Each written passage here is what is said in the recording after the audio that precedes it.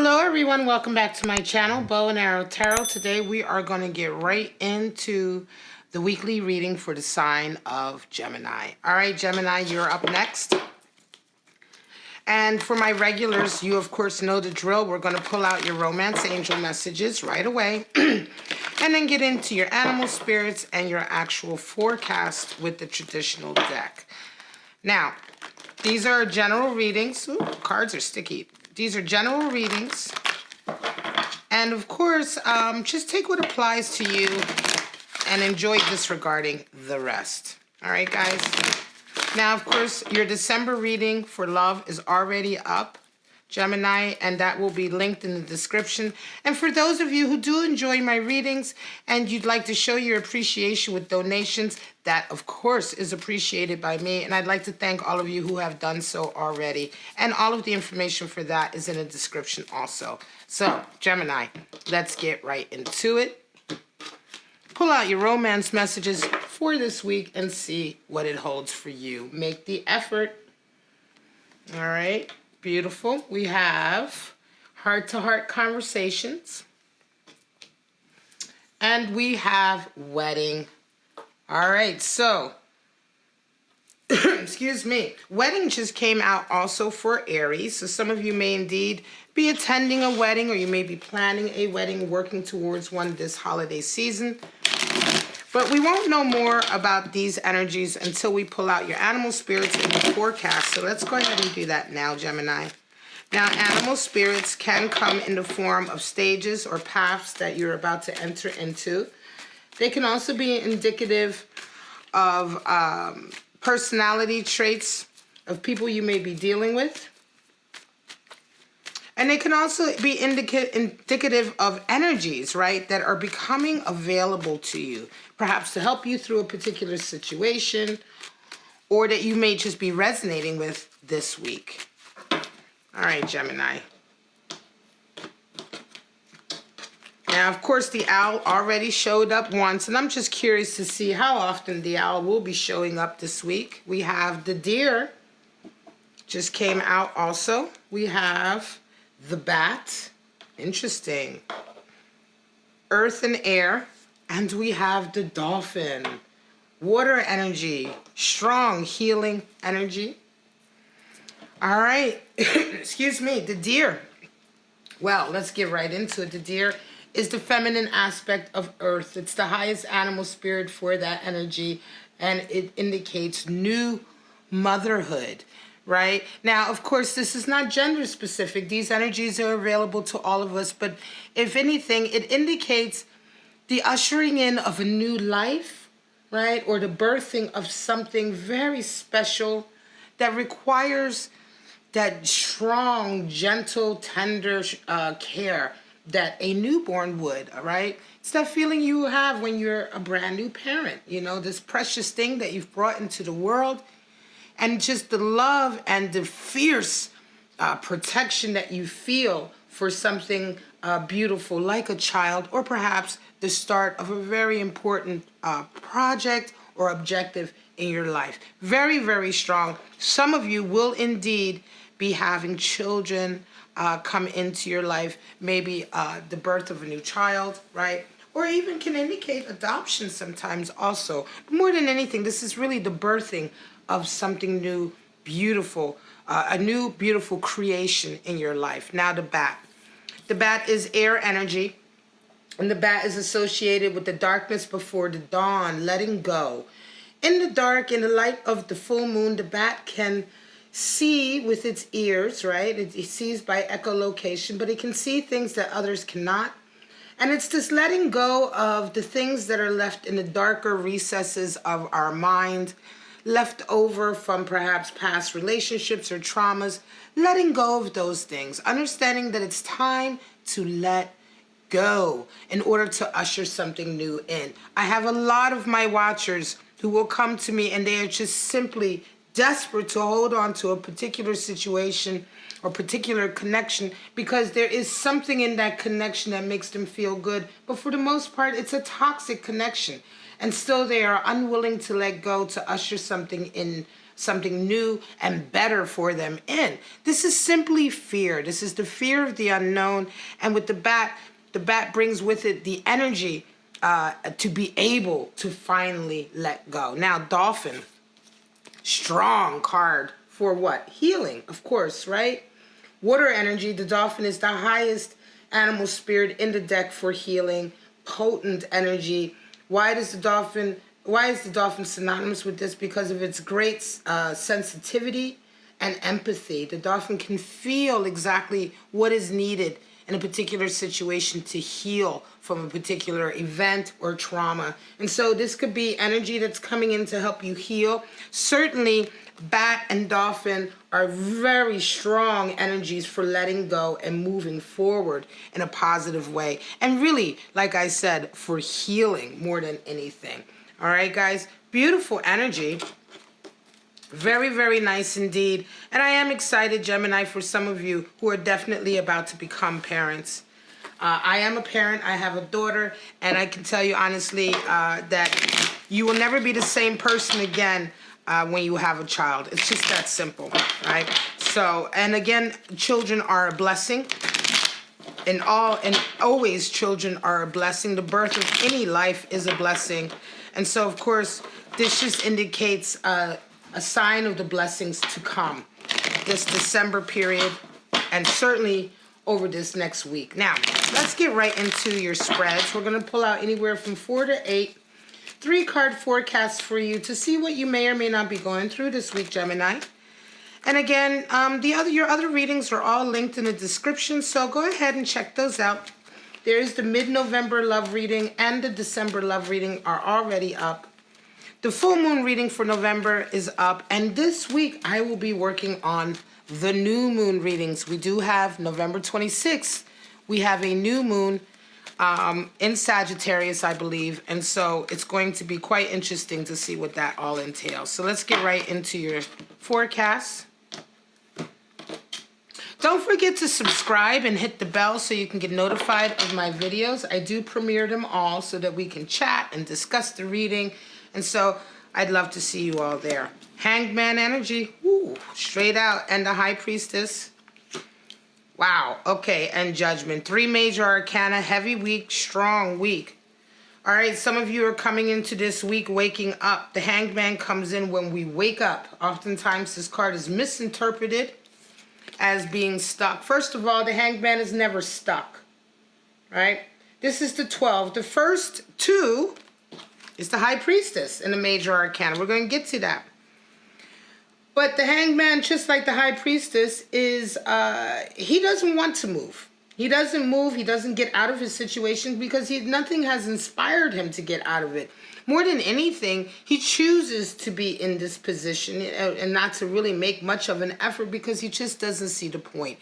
Even the way he's hanging there is with the least effort, with one leg there, you know. So oftentimes this is not about someone who's stuck, but this is about the realization that it's time to come down off of this position and make an effort. The enlightenment can be seen by the halo around his head. And so you come into this week with a real sort of feeling of waking up, waking up perhaps to letting go of a situation. And you're met with the High Priestess. High Priestess comes in with a high level of intuitive ability and self-confidence. Just as soon as you realize that it's time to move from a particular environment or scenario that you have allowed yourself to be stuck in or to remain in, High Priestess comes in with reaffirmation that you are on the right track. Make the effort, right? Make the effort very much. And the High Priestess is right away hits you with that reaffirmation that, yes, this is what you should be doing. Then the self-confidence, right? This is a learning curve. The one thing about the High Priestess, she is just like the Hanged Man. She doesn't move for anyone. When you meet the High Priestess, she's very sort of stoic, and she can come across as being extremely cagey, secretive. She will not give away the secrets that she guards, but her essence and her energy is what we use to get to those secrets, right? Her intuitive ability and her self-confidence in herself. These are the things that we use in our lives to find our own answers to the questions, right? to the questions we have about our lives. And so this is why the High Priestess can't give them to you. She can only show you the way, and the way is by living life, right? Trusting your inner voice, and listening to that intuitive voice inside to guide you. Now, very strong, because you end the week off with Judgment, and Judgment is again a feeling of letting go, right? Bad energy, letting go in a lot of ways, because with Judgment we realize that perhaps we've been overcritical about something. It could very well be you find out this week that for a lot of reasons you may have allowed yourself to remain in a certain situation because of your hypercriticism, perhaps.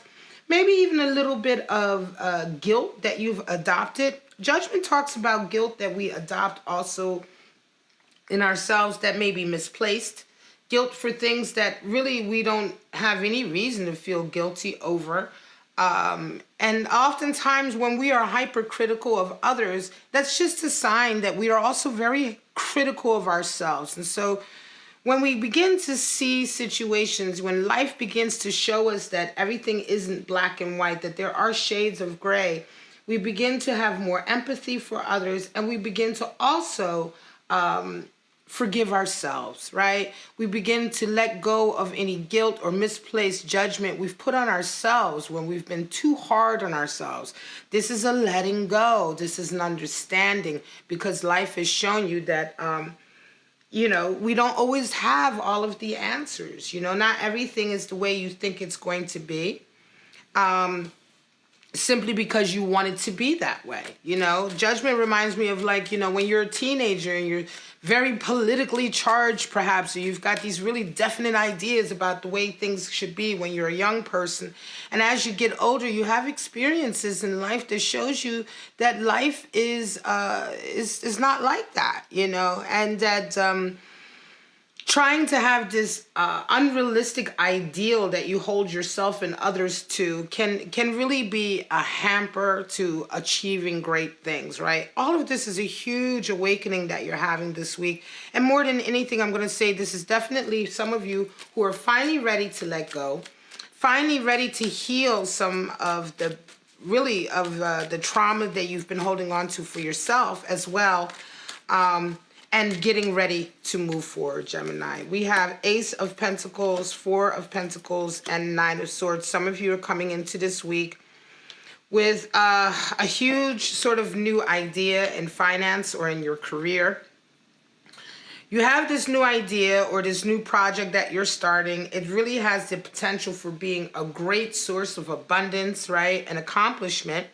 However, you're met with a Four of Pentacles in the sense that I think for some of you, you may be working on a business model, right? Or a career move, right? And then this week you're suddenly met with some events that make you feel as though, uh-oh, do I have the money to do this? Or do I have the stability to do this? If I take advantage of this opportunity, is my stability that I have now, will it be threatened, right? There's a feeling of, wanting to go forward with this, but it's not going to be that easy, right? You don't have a lot of wiggle room here. And you certainly feel a lot of pressure this week, that where you are already at, that the stability that you've already achieved in your career or your finance, business, etc., is being threatened in some kind of way. And so you end the week with a lot of anxiety. Nine of Swords comes in. And I'm going to say this is a case of having heart-to-heart conversations. Whatever energy is coming in that's making you feel as though, although this great opportunity is here, you start to feel like you can't really take the best advantage of it because of these other forces that are sort of impacting your financial status. This is a case of really having a heart-to-heart, because Nine of Swords is the anxiety that we have when we put on ourselves, right? It's not reflective of reality. You're having sleepless nights. You're worrying about something. Is it going to work out? Do I have the money to invest? This could be an example of a great opportunity that requires a little bit of investment, but you're not even sure if you have that little bit of investment. And so you worry. But like I said, Have your heart-to-heart conversation, because again, Nine of Swords is really not indicative of the reality. And also Four of Pentacles is a fear. It is also not necessarily indicative of what's really going on. Oftentimes Four of Pentacles is just that feeling that you can't do it, or the fear that you can't do it, or the fear that your stability is being threatened, but there isn't necessarily any real proof of that. Sometimes Four of Pentacles can amount to miserly behavior or greedy behavior. And miserliness and greediness comes from where? It comes from fear. Anxiety and these sleepless nights, again, come from fear. And more than anything, you just really need to have that conversation with the right person so that these fears are kind of allayed. Nine of Cups, Knight of Pentacles, and Page of Swords. Some of you are feeling this week, you're coming in with a huge feeling of blessing. Nine of Cups is the card for happiness and blessings coming in. But however, these are generally like being happy with the blessings life has given you because you feel lucky, you feel favored. But it is not having, you still, that deeper connection, that connection that would take you up to a 10 of Cups and completion still kind of eludes you, right? With all the 9 cards, we have a feeling of hermit energy, of being solitary, being alone, walking the path alone. And for some of you, yes, you do feel blessed and you're happy, but you're still kind of seeking that connection with someone. You come into the week with this energy, with this overall happiness, right, and sense of blessing, and you're met with the Knight of Pentacles. I'm going to say somebody is coming into you this week who is bringing a new opportunity to you, right? And this new opportunity, I'm going to say in a lot of ways, could be an opportunity for a new love connection. Excuse me, sorry about that background noise. Living in the East Coast, in the city. This Knight of Pentacles, it's almost like this person comes in, they may come in the form of, or through your career or your business or some kind of financial opportunity, but I feel strongly that this opportunity will lead possibly to the type of connection that will take you to a 10 of Cups. You may meet a new lover or a new soulmate through this financial or career opportunity coming in. You round out the week with a Page of Swords, meaning that as a result of this night coming in, you have a whole new idea of what you want to do. You suddenly feel very clear about how to move forward, right? Page of Swords talks about new inventiveness, originality, you know, suddenly having this inspiration of a new idea and how to pursue this idea, how to formulate it, it's the planning stage. It's like, oh, okay, let's do this. Let's begin to plan it out, right? It's the conversations that we have in the beginning of starting a project or following a new goal or a new objective. This is very much to do with, of course, it's a Swords card. It's mental, it's communication. So here we're talking about opening up a new line of communication, perhaps. All of this freshness and newness in communication and ideas, and in new sort of goals that you want to reach are all coming in as a result of this Knight of Pentacles, right? And this is going to be someone that may be new. I do feel strongly this is someone new coming into your life, not someone that you've already known. And again, this is definitely going to be a connection you make through your career or your business, but the road that it takes you down is going to be a whole new kind of road for you in terms of thinking outside the box, and coming up with a really great new plan for the future. 8 of Cups, 10 of Swords, and King of Swords. This is going to be the last spread. Some of you are coming into this week with an 8 of Cups. Now, 8 is the number for boundaries, strengths, and weaknesses. And 8 of Cups is a very intentional move that we make when we decide to no longer pour our heart into relationships that aren't worth it. Right? It's time to set boundaries. It's time to tell people that, look, you know, if you want to be involved with me or you want to get close to you want to have some of my energy, you're going to have to come up to some kind of standard, right? You're going to have to live up to at least some kind of basic standard. You know, there are certain rules that I need to put in place or boundaries I need to put in place, and you need to be able to respect them. You know, this is really just putting your foot down and realizing that if a relationship or a connection, whether it's a friendship or a love connection, if the love that you're pouring in or if the energy that you're pouring in simply isn't returned, it's not worth it. They aren't at your level, and it's time for you to leave them behind and to rise. You can see the person walking up the cliffside because of their intention to have a deeper level of connection. So you've put your foot down with someone, I think, certainly letting go of a particular situation. And what are you met with? A Ten of Swords. Now, the Ten of Swords is the end of a very difficult time. I'm going to say for some of you, you're going to be leaving a toxic situation, a toxic relationship, and right away, it's the end of the troubles. It's the end of the constant knockdowns, the constant kicks to your ego and self-esteem. It's the end. 10 is completion. You guys are letting go. Gemini, some of you are absolutely letting go and moving forward. You're not the same person you are. Ten of Swords talks about not being the same person. This is the death of the old you.